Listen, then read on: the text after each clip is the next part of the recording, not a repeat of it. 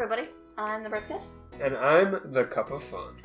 And today, Andres has a recipe for us that he's been working on for a really long time now. Guys, I love burgers.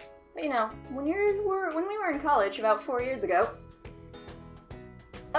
beef's expensive. So, beans are cheap. Beans were cheap.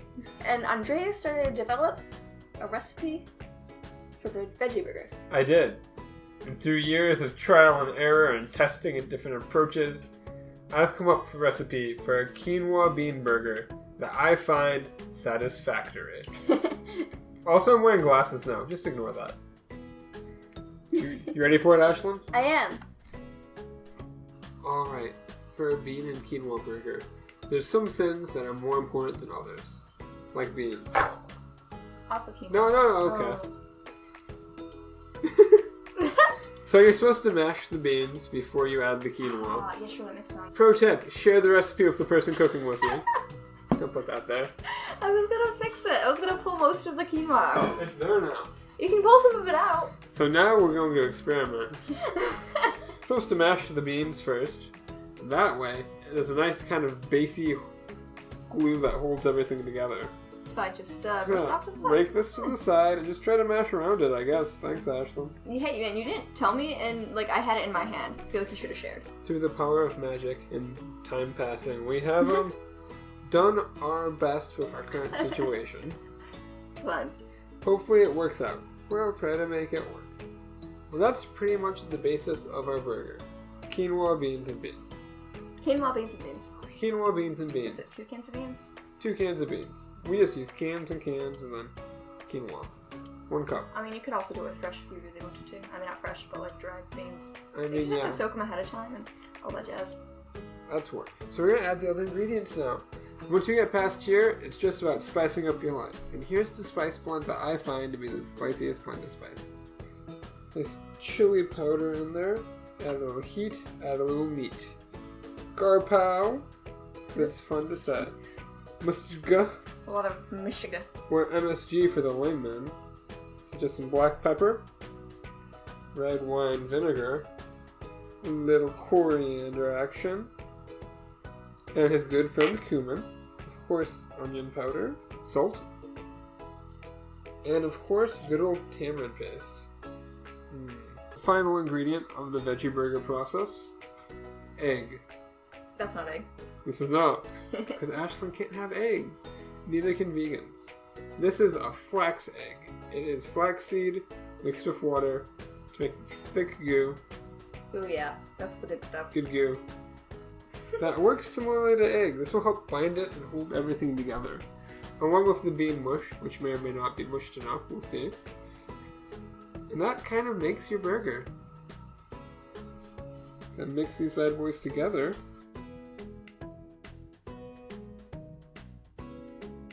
Now that we have everything mixed together, this bowl is beautiful and tasty and ready to go, it's time to make patties and cook the burger.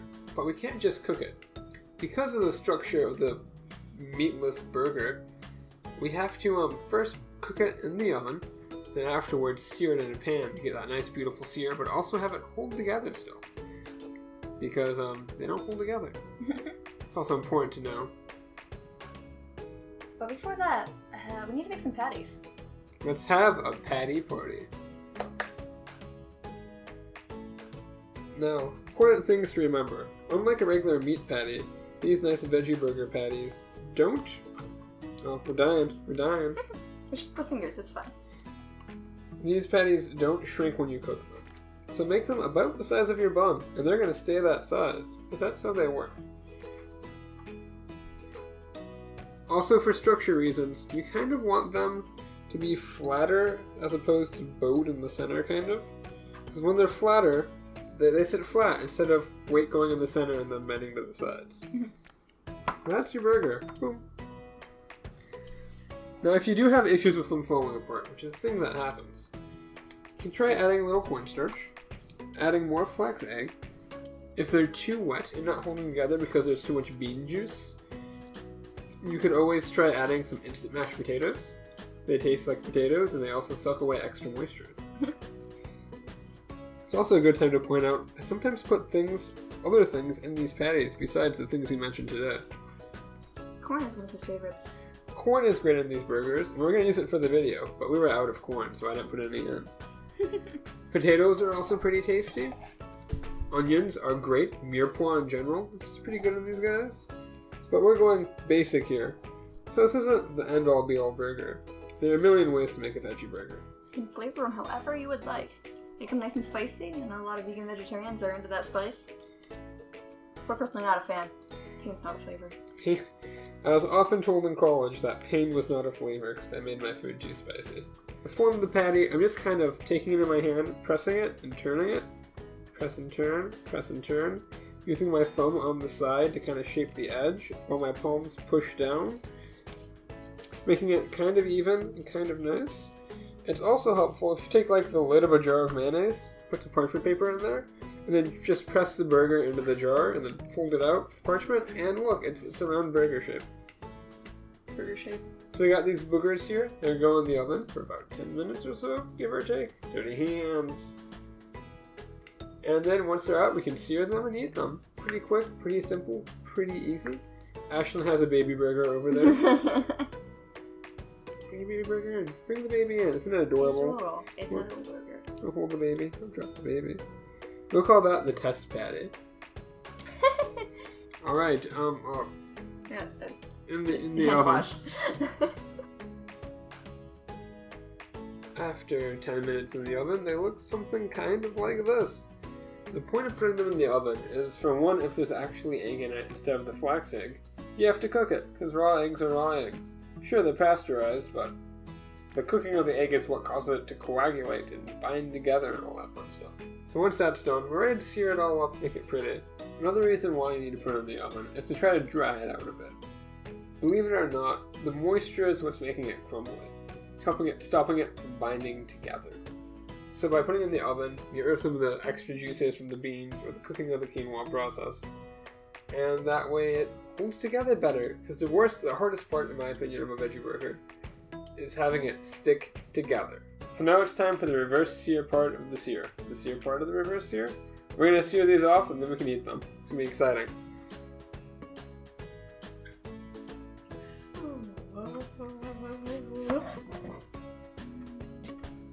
So for searing, we want a nice hot pan, a little bit of oil so no stickage happens.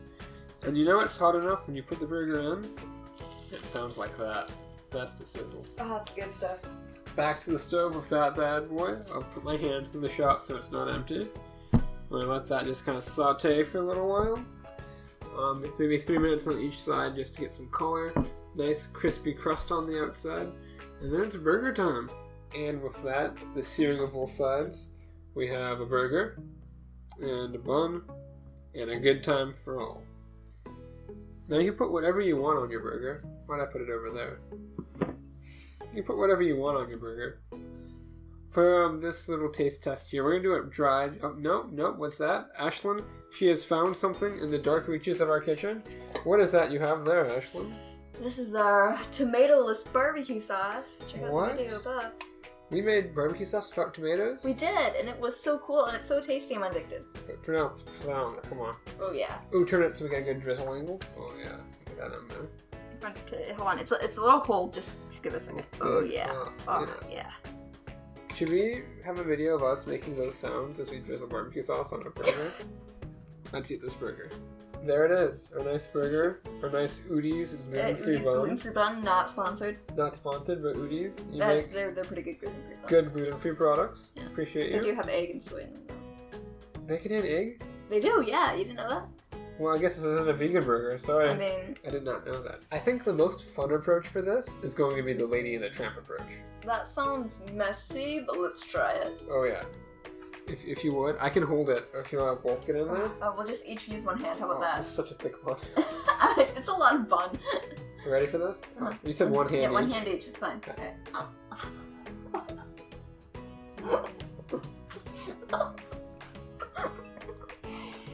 It held up.